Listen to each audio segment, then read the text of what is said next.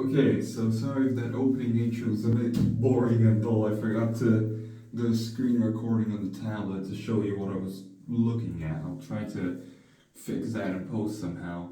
But isn't this just stupid? 8 gigabytes of VRAM is no longer enough for 2023 games. And I think that it's not the problem with GPUs don't have enough VRAM. It's the GPU. It's not the GPU's fault. It's probably just games being bad at optimization. Like look at all the games that were released this year and how well optimized they are for computers. Like what the hell? Consoles are just starting to struggle to run some of these games. Just a little bit. While computers have been struggling for a while now to run these new, well polished AAA games. Just because they have fancy graphics doesn't mean it's well made or well built. Sure, the story is good, the graphics are good, but to be fair, the graphics part is really easy to achieve nowadays. But the optimization is more ass than Windows 10 on my main computer, man. Like seriously. 4060 8 gigs of VRAM. Oh no, what do I do? Actually, 4060 has slower bit bus than 3060 if I remember correctly. Let me check. Let me check just so I won't be wrong. And while I check that, I'll tell you some other things. So, I think if we had way better game optimization, way better optimization of software in general, we could use less RAM and less VRAM at the same time. So we would get computers that wouldn't have to, work as hard and use up as much energy as they do nowadays. That would that would be way better, wouldn't it? We wouldn't have to spend as much money for hardware, and we would save on our electricity bill since we wouldn't spend as much. We wouldn't have to maintain all this boosting or just more expensive hardware that needs more power to run. No, this is just a review that I just found. No, not laptop. I need desktop. Stop giving me laptop. I need desktop. Desktop. Okay, you know what I'll do? I'll just do the TI versions of the cards because for some reason I can't find the normal version. Could be because the 4060 is, recently made, more recent than the 3060. And sad news, I was right. What the hell? Like, not only does the 3060 Ti have a memory interface that is twice the speed, it also uses GDDR6X instead of GDDR6. It costs $400, just like the new version. But the only oh no, I didn't know that. It uses 40 watts more power, but that's understandable because faster memory bit bus, better memory. It has only 8 less texture units, but it probably makes up for it because it has 512 more CUDA cores. The architecture is GA104 instead of AB106. Now, the only place where I see it, starting to fail, ray tracing cores. It says on the RTX 3060 Ti is 38, while the 4060 Ti is like 3rd gen, 51 teraflops. Okay, that doesn't feel like it's okay. But what you will notice is, yes, the 3060 Ti has a better memory interface, uses faster memory, and has more CUDA cores. The 4060 Ti wins in faster base clock speeds. Like out of the box, you get 2310 megahertz, which is 2.31 gigahertz respectively, compared to the 3060 Ti, which starts at 1410 megahertz out of the box, aka 1.41 gigahertz. So almost a 1 gigahertz, increase in base clock speeds. And then boost clock speeds are also way higher. The boost clock speeds on the 3060 Ti don't even manage to reach the base clock speeds of the 4060 Ti, where the 4060 Ti has a boost clock speed of 2535 megahertz, which is 2.535 gigahertz. But if we just, shorten that number, well, not really shorten, but if we just shorten how much we have to type, it's 2.54 gigahertz, to be more, length conscious, I don't know. But the 3060 Ti has a 1665 megahertz boost clock, so it doesn't even breach the 2 gigahertz mark. It only gets to 1.665 gigahertz. The cost is pretty much the same. 3060 Ti is $400, 4060 Ti starts at $400, but for $100 more, you get 16 gigabytes.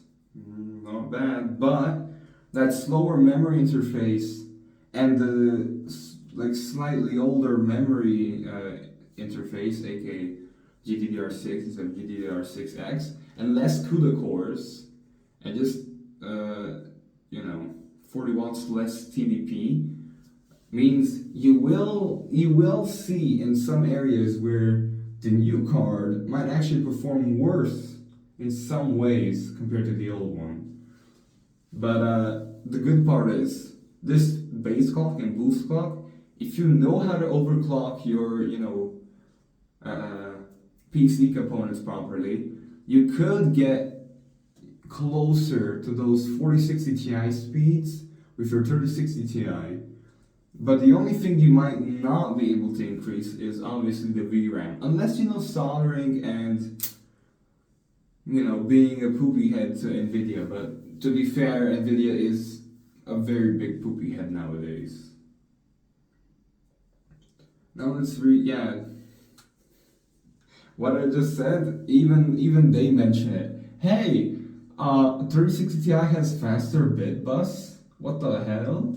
That makes no sense. Which, it's Nvidia. Nothing makes sense at Nvidia or, other companies. But to be fair, Nick Tech, a really good tech YouTuber who basically just makes sort of memes, educational memes, I might say, and you don't even notice they're educational. That's how good he does it, or she. That's what good they do it. They made a new video where it's like RTX 4060 Ti and RX 7600 generational leaps, and basically they never hit each other. So, and then there's the NVIDIA RTX 4060 Ti versus RTX 3060 Ti performance in a nutshell. And if I understood the video, it means that the 3060 Ti for some reason can defeat the brand new 4060 Ti. I said, what? Please someone explain. Explain, please. But there's a bunch of other videos he made. He made a video 2023 is the worst year of game releases, which just, it shows every single game that ran really poorly, and it makes it in a really entertaining way to watch. It's really good because, he knows how to make videos on, how stupid companies are nowadays when it comes to making hardware. NVIDIA! You wanna know something, NVIDIA? I still have not upgraded my GPU because, I'm using a laptop. But to be fair, NVIDIA, I only have one device that uses your GPU. One device. The GTX 1050 Max Q Mobile on my main laptop. And you know what I did when it was using Windows 10? I disabled it and used my Vega 8 integrated graphics instead. Now, whoa. Are Vega 8 graphics slower? Yes. But actually, no. Because my 1050 was acting up for no reason. I update my drives. Okay, I updated my drives. Boom, computer crash for GPU reasons. Okay, I'll just okay, I'll just uninstall the drivers and install fresh ones. Boom, did it work? Oh, maybe because of this update I got from Nvidia. No, that only applies to the 30 and 40 series. I have a 10 series. There's no way I'm downloading that because I don't need it for my card. I skipped that update because it's not really an update for me. Boom, computer crashes anyway. So then I disable my Nvidia graphics card and boom, my computer crashes way less. But obviously it wasn't something I could just, keep up with. So now I use Linux, and yes, I do use Nvidia's, dedicated GPU in my laptop from now on. I have it on performance mode, and yeah, it runs fairly well, I gotta admit. But seriously, the fact that was the reason I kept making my computer crash way more when I was using Windows 10, even though Windows 10 was updated, it had a license because I bought it brand new for $750, the laptop. And I updated my drivers regularly. I checked maybe I missed the Windows update. Maybe there's like some optional update that smoothens things out. No optional update. Weird. Like, it made no sense. Like, seriously, there were so many stupid issues that just made no sense. So I just was like, okay, the next time. So yeah, now my GPU works just fine. It doesn't cause my computer to crash for no reason. But I gotta admit, Nvidia, what the hell are you doing? What are these GPUs? Same goes for you, AMD. What are you doing too? You and Nvidia are really starting to look like the same image. There was a line, let's say this is the line. Let me just draw it instead, because this will be way harder to show you. So Nvidia and AMD, they're starting to look like one big mess. They both look like one big mess, to be fair. But they're starting to look like the same company, just under a different name, honestly. Like, look. Just rotate the tablet, show you. Can I draw, please? Boink. Okay. So here's the line blurring the two companies, separating them. On this side we have Nvidia, and on the other side we have AMD's company, which I'll just call Radeon, even though that's not correct. Okay, so here we have Nvidia's graphics cards and AMD Radeon graphics cards. This line is starting to get very blurry, and I reckon that enough time given, this is what it's going to look like. They're going to look like copycats of each other. Like, they're just making a mockery of PC gamers and people who just are trying to build like a budget computer. Because the only way you're able to build a pretty decent computer is by getting old parts that you don't even get directly from the company, because then it will be like almost the same price as brand new, even though it's old. You have to, take a small risk and buy it from people either from the internet, or you have to check Facebook Marketplace. You have to meet up with some random person. Instead of just, going to the company website, typing in your details, and then just laying back and relaxing for your very good graphics card to arrive. No, you have to do extra steps to actually get a decent gaming experience for games that weren't even made the past couple of years, because they will just completely be, I don't want to swear, but seriously, they would just be completely terrible. Like, come on. Games nowadays are poorly optimized, and the GPUs we're making nowadays can't even run them. So it's like the 4090 even struggles with like the Jedi, whatever, blah blah blah. And Windows 11 saw like, a couple FPS increase on Jedi Master, whatever it's called again. I don't care about the game at all. I could have bought it. I had the money. I had plenty of money to buy that game for $70. I was like, no. Because I saw how bad it was running on YouTube. It was like RTX 4090, 20 FPS, low settings, lowest settings, somehow graphical settings that are worse than my Minecraft on Windows 10, like 640 by 360 if I remember correctly. Someone set it to the lowest resolution, lowest everything, low. Like, and he even used DLSS. Like, he did everything to maximize performance. 20 FPS on an RTX 40, like on a really good gaming machine, like an absolute Univille machine. So I was like, what the hell? I'm not gonna buy any of these new games. But then I saw, oh, Nintendo recently released their Zelda Tears of Kingdom, and I've been playing it recently, I've gotta say. Zelda Tears of Kingdom has gotta be one of the greatest games that has been made in a year that has had the worst games ever. Like, seriously, Jedi Master, this Harry Potter game that has gotten way better to be fair, but it had a very rough launch. The Last of Us PC port, which this is still, yeah, it takes hours to just get it ready, and then it crashes while you're probably making some coffee and or breakfast. Then you have to reopen it. You have to verify files. A bunch of BS. And then you have Zelda, Tears of the Kingdom. Sorry, not Tears of Kingdom. Zelda Tears of the Kingdom is only a 16 gigabyte game, and people are complaining about, graphics look like on a phone. And I'm like, shut up, dude. At least it runs smoothly 95% of the time. Because, yeah, sometimes I did see frame drops, and it could be because the Switch doesn't have enough RAM or something else, or maybe the GPU is getting old. I mean, it is a console from what, 2016, 2017? It's definitely before the 2020s.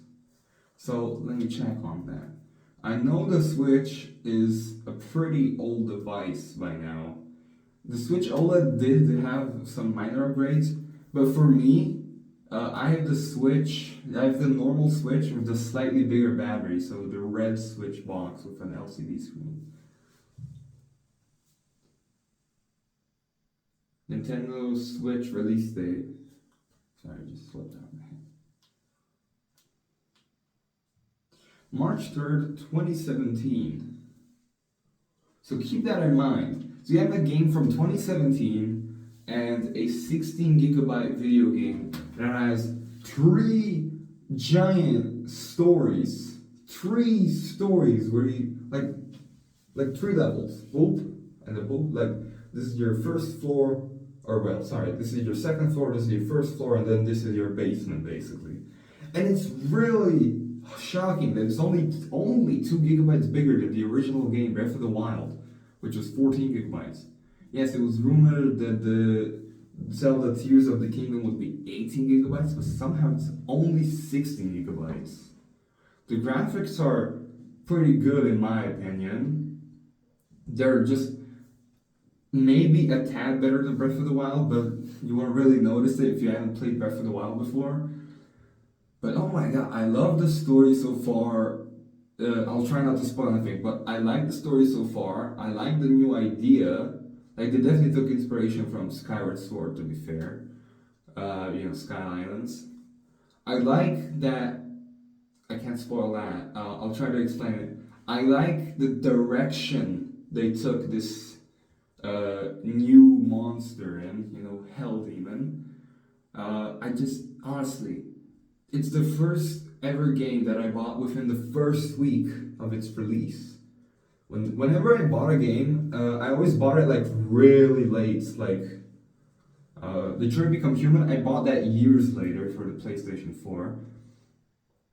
I always bought it really late, or I played it really late. A long time after its release. Detroit Become Human, it was released in 2018 and I played it in like 2020. Yeah, 2020. So that's 2 years after its initial release. And Minecraft, like, let's excuse the fact, that I can't really play Minecraft when I was still learning to walk. Let's say, let's say for the sake of our argument, I could already be able to play Minecraft at 2011, 2012. I started playing Minecraft at 2016, 2017, and I didn't even have the original game by then. I either had it on my console, which was a PS3 that my brother owned, or it was, a cracked version on my phone, aka not legit. And to make up for that, I already have a ton of different versions by now. I have on my PS3, my Wii U, my new Switch, my PS4, my computer, my phone, Bedrock Edition for computer. I have a ton of different versions. But yeah, that you can have such terrible games nowadays, and then you have Zelda Tears of the Kingdom that somehow knows what to do. Like, seriously, not that it knows what to do, but it's so well made, it's so well put together that it just works. New functions, new everything. It's got, like, scenery is different. Like, it's oh, I remember this, I used to play this, but everything is wrong, everything's different, everything is not what it's supposed to be. It's just really cool, and for some reason, games on computers just can't do that nowadays. All we have, like, Nintendo coming out of nowhere, releasing Zelda Tears of the Kingdom, and it just being a huge success. Like me, who actually recently started playing games less because of seeing how terrible games have become. I actually got back into gaming. The only reason is because of Nintendo making Zelda Tears of the Kingdom. So, I doubt any Nintendo employee or any, like, Nintendo fan, or well, big Nintendo fan is watching this, but I just gotta say, thank you, Nintendo. You really made an awesome game, and you really made a terrible gaming year a bit better. Not better, but a bit better, but a lot better. You're telling us, like, this is how games should be. They should be properly built from the ground up, and every single patch should be minor. Like, sure, it's got a ton of updates by then. It's on patch 1.2.2 by now. And that's fine, because it's usually minor bug fixes that, the game testers can't catch because, such a big and open world game.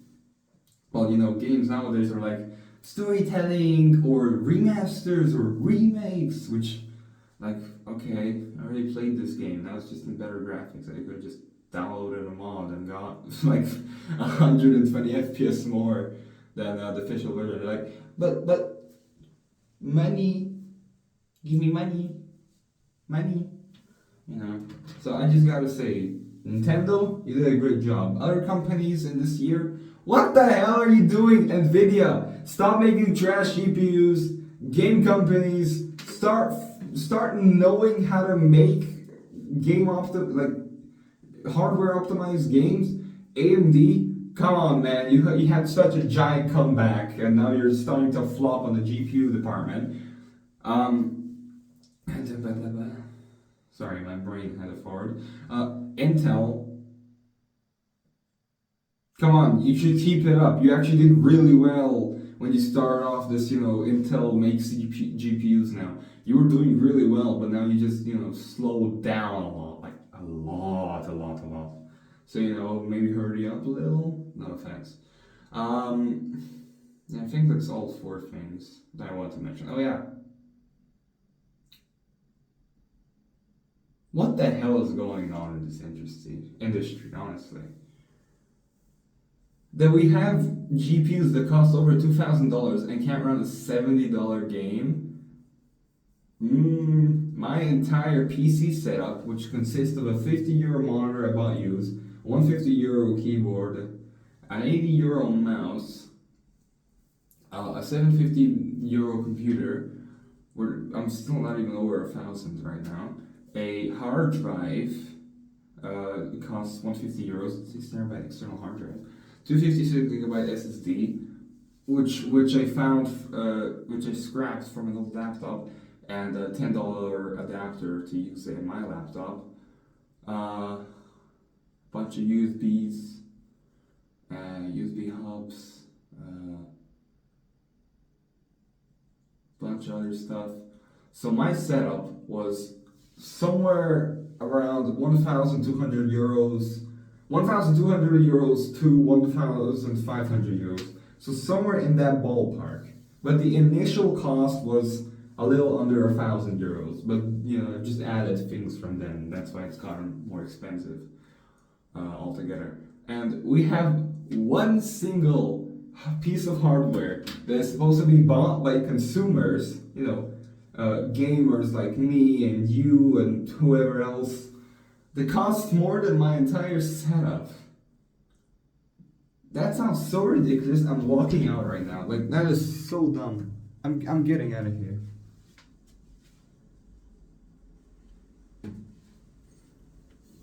So thank you for watching. Comment, like, and subscribe. See you guys later. RTX 4090? Jesus Christ, that's really expensive. I mean, it's really good, but $2,000? No way I'm able to afford that. Radeon RX 7900 XTX. $1,000 starting price. That's not bad at all. That's way better already. RX 6600. Not bad. 1080p, 60 FPS. A little under $200. I don't care about ray tracing, so. But only 8 gigabytes of VRAM. What do you mean only 8 gigabytes of VRAM? What? Must be some leg taper folds joke. 8 gigabytes of VRAM should be enough. Only RX 6650 XT. Only 8 gigabytes VRAM on 128-bit bus. 4070. 12 gigabytes of VRAM may not be enough for future games. What? How could 12 gigabytes of VRAM not be enough for future games? Yeah, like the 4070 Ti has 12 gigs. I wouldn't. They use the same type of VRAM. 7900 XT, 20 gigs of VRAM. That's a bit overkill. I think 8 to 12 should be just fine. 6700 XT, weaker RT performance. FSR2 can defeat DLSS future RDNA 3 models. RTX 3060, tied with the old RTX 2070, only 192-bit bus. Maybe a future 4060 would be good.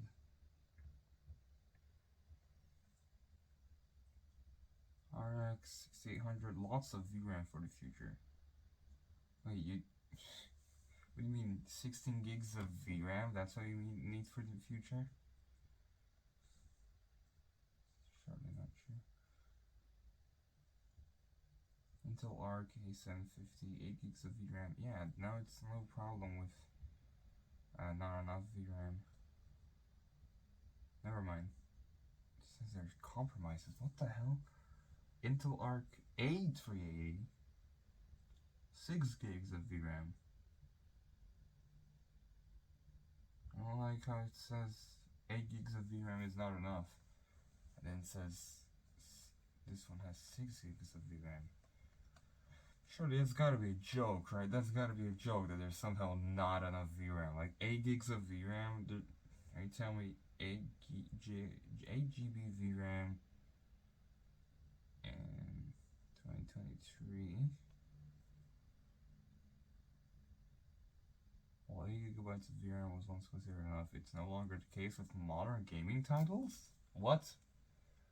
Games like Cyberpunk 2077, Assassin's Creed Valhalla, and Red Dead Redemption 2 require more than 8 gigabytes of VRAM to run Smoothly at all resolutions? 10 gigs of VRAM will only last the next 2 years?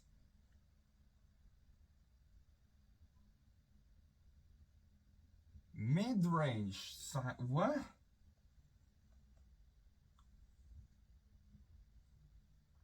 Eight gigabytes of VRAM is considered mid-range? I have 4 gigs of VRAM, what the hell?